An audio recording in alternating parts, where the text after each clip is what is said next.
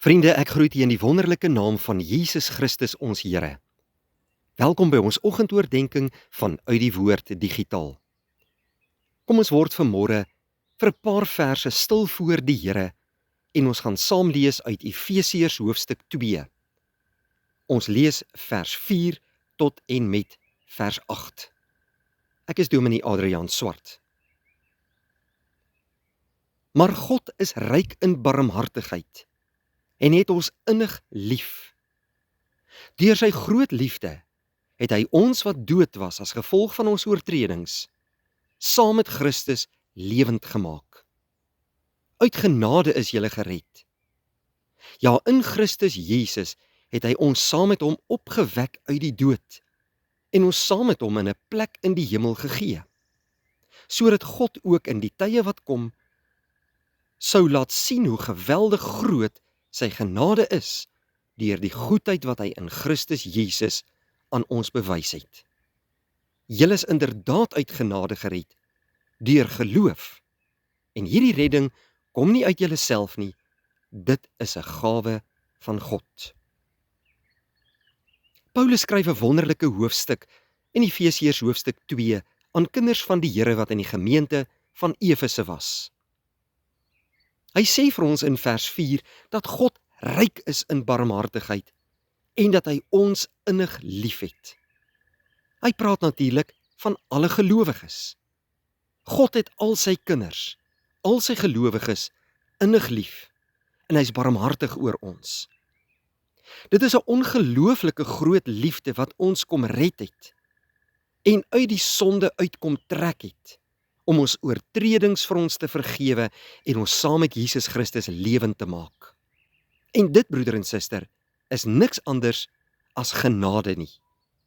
Paulus sê, uit genade is julle gered. As dit nie vir God se genade was nie, sou nie een van ons die hemel kon beerwe nie. Sou nie een van ons vergifnis van sonde ontvang het nie. Sou nie een van ons die ewige lewe verkry het nie. God het deur sy groot genade, sy goedheid aan ons bewys, toe hy Jesus Christus na hierdie wêreld toe gestuur het, om in ons plek die straf op die sonde te dra. En uit genade kom red hy ons. Hy sê in vers 8 vir 'n tweede keer, julle is inderdaad uit genade gered, deur die geloof. En hierdie redding kom nie uit jouself nie. Dit is 'n gawe van God. Ek en jy kan nie geloof ons eie prestasie maak nie. Dis 'n gawe van God. Dis 'n geskenk aan ons. Ons moet dit met blydskap en met gelowige harte aanvaar. In hierdie nuwe dag vra die Here van ons om vir hom te lewe en die wonderlike genade wat hy aan ons kom bewys het, ons eie te maak. Onthou vandag een ding. God is groot in barmhartigheid en hy het jou innig lief.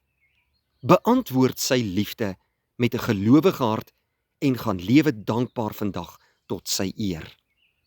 Mag die Here vir jou seën op jou geloofspad en in hierdie dag wat voorlê. En kom ons gee ons allerbeste vir die allerhoogste God wat ons innig liefhet. Kom ons bid saam. Dierbare Here, baie dankie vir hierdie mooi dag wat U uit genade aan ons kom gee. En vir soveel seëninge en barmhartigheid wat U aan ons bewys. Ons kan nie sonder U lewe nie, Here. Ons het U nodig. En ons het U ook baie lief. Dankie dat Jesus Christus deel van ons lewe kan wees. Ons wil vandag vir hom lewe. Help ons deur die Heilige Gees om dit met oorgawe te doen en in die voetspore van Jesus Christus na te volg. Seën vir ons hierdie mooi dag, vul ons harte met U liefde en dankie Here vir U woord wat die lig vir ons pad en die lamp aan ons voet is. In Jesus naam bid ons dit. Amen. Dankie vriende, 'n mooi dag.